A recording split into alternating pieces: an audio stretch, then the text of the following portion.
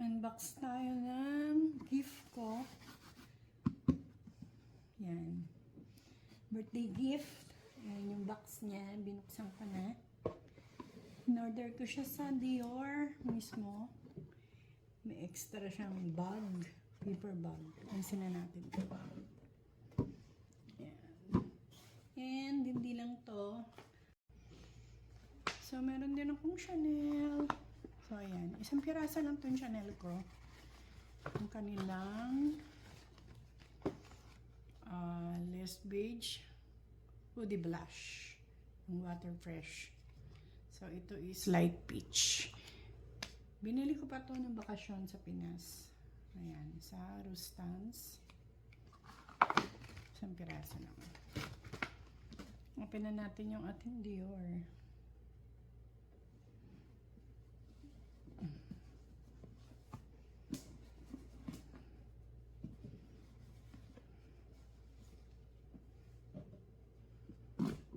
Bali, 3 days lang dumating na to.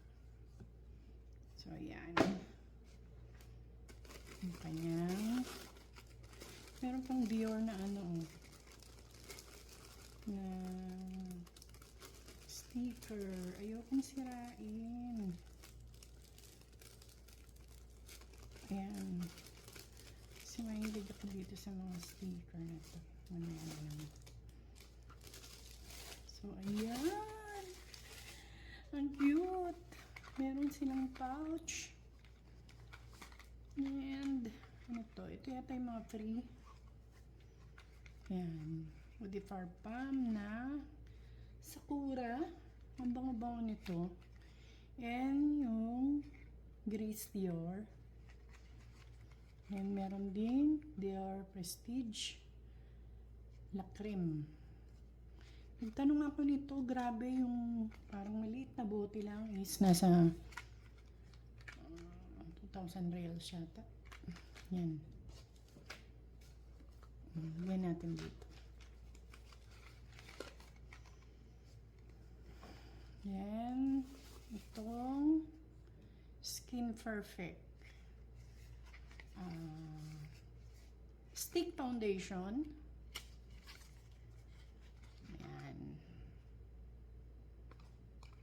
Ang shade ko is N2. Yan. Pag summer, N2. Pagka winter, kailangan mas maputi. Ayan siya.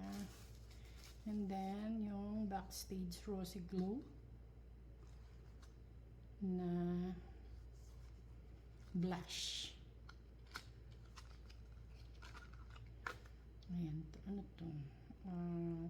Tama. Rosy Glow. Ayan. Swatch natin.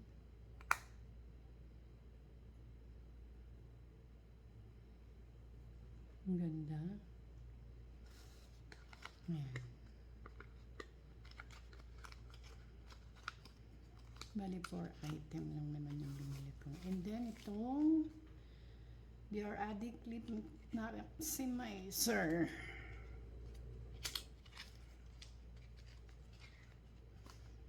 So, ayan siya. Ang ganda rin ang kulay nito. Meron na siyang tint.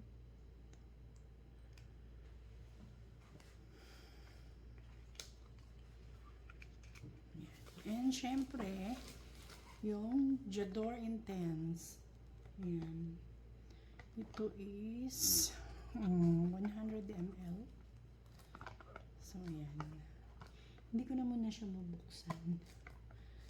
So, ayan na unboxing ng Dior.